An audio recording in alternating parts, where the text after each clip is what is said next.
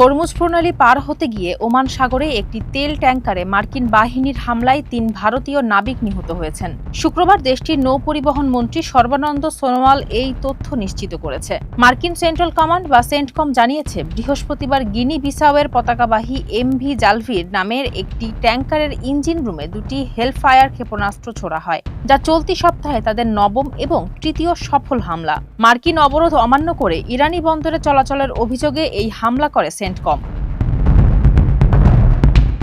যুক্তরাজ্যের maritime trade operations Oman উপকূলের সোহাল থেকে 21 নটিক্যাল মাইল দূরে ট্যাংকারটিতে আগুন লাগার তথ্য নিশ্চিত করেছে এবং ওমানি নৌবাহিনী জাহাজের আরও 20 জন ক্রুকে নিরাপদে সরিয়ে নিয়েছে। এই ঘটনার পর ভারত সরকার মার্কিন প্রশাসনের কাছে তীব্র কূটনৈতিক প্রতিবাদ জানিয়েছে।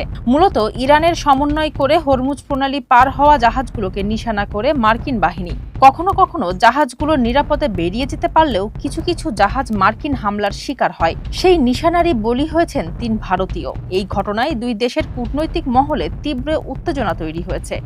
ফারজানা হাসিন, মানবকণ্ঠ।